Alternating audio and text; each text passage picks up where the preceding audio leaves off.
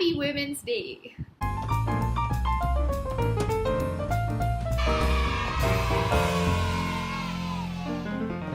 Hello! Welcome again. I'm Shabani and this is the Curly Bookworm. So it's March 8th. I thought it would be interesting to do a video for Women's Day and celebrate women in books. So from the bunch of books that I've picked up today that I want to share with you, some of them are directly related to feminism, but some of them are actually very indirectly related. They just have some of my favorite female protagonists, and they're women that I've read and chuckled with. They're women that I've looked up to. They're women that I've found brave and courageous in their own ways, even if it's not directly, even if it's not in the most revolutionary way. I would like to share these women with you this Women's Day.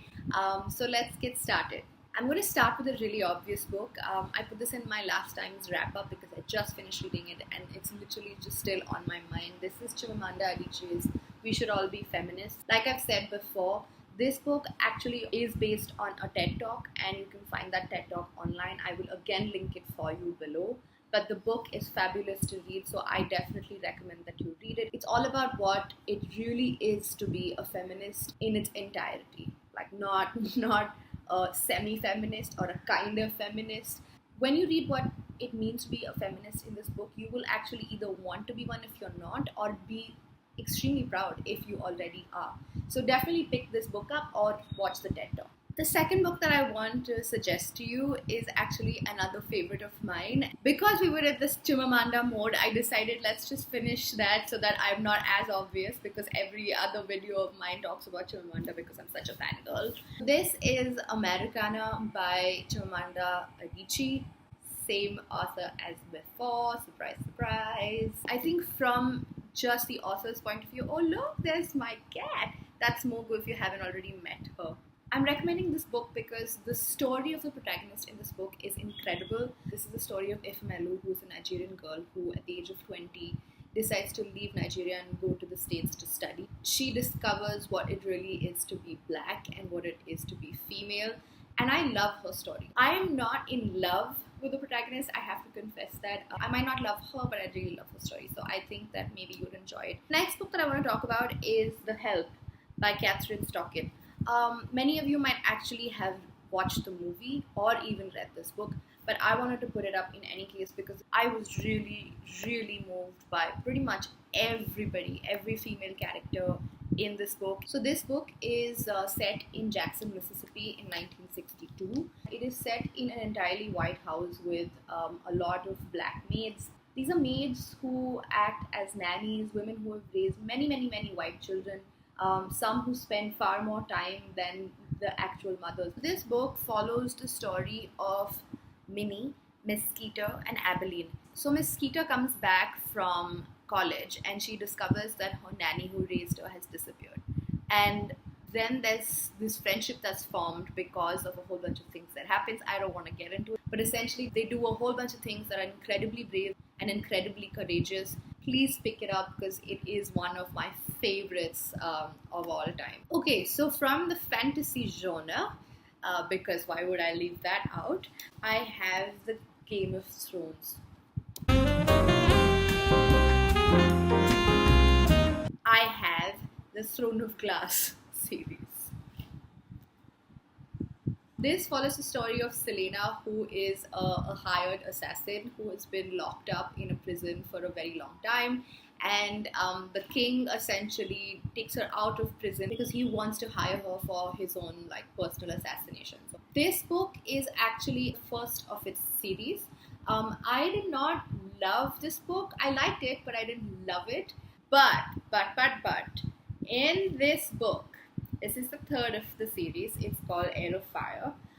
This book has the best female characters ever. In the whole fantasy genre, where you don't necessarily see very, very strong women, I just feel like, dude, This book has some insanely great female characters. You may not necessarily like book 1 and book 2, I'm just warning you, but book 3 is so worth it that you want to pick it up. You know what? I just decided that I'm actually going to do a review of what I've read so far in the Throne of Glass series, just because, oh my god, they're so good, and it's not going to be spoiler free because I really want to discuss the female characters in this book. The next book that I want to talk about is, believe it or not, from the chick lit genre. It is from Marian Keyes. It's called Rachel's Holiday.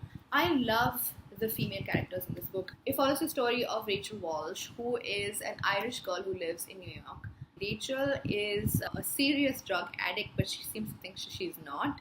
And so she's actually brought home from New York to Ireland, and they're putting her, in a rehab. And she has no idea what's going to hit her, but she still doesn't think she's a drug addict. She thinks that she's like, a recreational user, because according to her, drug addicts are skinny, they don't have any food, and they have these other really weird habits, and they have, marks on their arms and stuff like that, which she doesn't have. So she doesn't think that she has a habit at all. It is hilarious. The reason why I've suggested this book for Women's Day, or the theme of women, is that I really, really liked Rachel. I mean, I'm not sure if I was inspired by her, but I really liked knowing her story, and I really liked just hanging out with her while I was reading this book. And I've read it like 3-4 times now, because I love this book so much. It's one of my all-time favorites. The next book on my list is the Taj trilogy. It is by Indu Sundaresan. This is, by the way, historical fiction. This story is set in the Mughal era, set in the 17th century. It's a beautiful story about a girl called Mehrunissa, who is known to be one of the most controversial and powerful empresses in the history of the Mughal Empire. Mehrunissa's family flees Persia around the time of her birth along with her, and they sort of come to India in seek of refuge.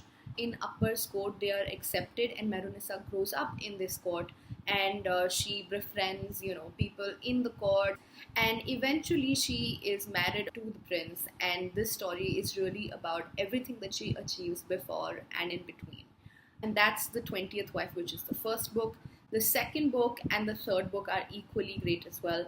I suggest that you read this trilogy because it has a really cool landscape of powerful women and the struggle for power and what that looked like in the 17th century and onwards. The last book that I want to recommend to you around this theme of powerful, interesting, cool women is The Palace of Illusions. This is based on the most popular Indian epic called Mahabharata, which is about two sides of cousins fighting each other for the throne in the most simplest way possible.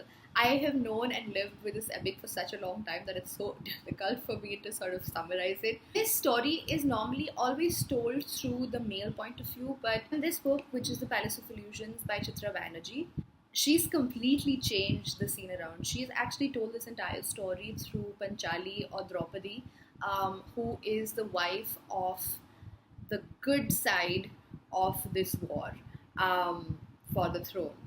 I'm trying to not tell you much, okay? Because as an Indian, you actually know the whole story, but I know a lot of people who may be watching this are not from India, and I'd love for you to read this book. So a quick disclaimer, when I read this book, I did not love the writing style, but I've always been fascinated by the story. And since the story in this book has been told by the woman, which is Draupadi, I was extremely excited to read it. I think you should read it. It'll give you a great perspective into Indian mythology, Indian epics, and that kind of thing. For those of you who don't know, the Mahabharata is actually one of the most sacred texts in Hindu philosophy or in the Hindu religion. So I would suggest that if you haven't read something in this setting, if you don't know enough about Indian epics, this is your chance to read it, because if you've never heard of it, then you'll know the entire story from Draupadi or the woman's point of view. Draupadi is the name of the protagonist in this book. She is married to, oh my god, this is a spoiler, but I'm going to tell you, but she is married to 5 men. Are you intrigued now? Please go read it. It's fun. And if you read it, please let me know what you thought of it in the comments below. Not just this book, but any of the other books. I'm going to link all of these books in the description box below, so you can actually look it up on Amazon. That's basically where I buy my books. They have not paid me for this video, but I'm just linking it for you. I really want to have book discussions on this channel, so pour your heart out, feel free. Apart from that, spread the word about this channel, so share, do your liking and all of that jazz. So I'm gonna be back soon. I hope you will be too. Happy Women's Day. Bye. The last book on my list is the creepiest book that I have ever read.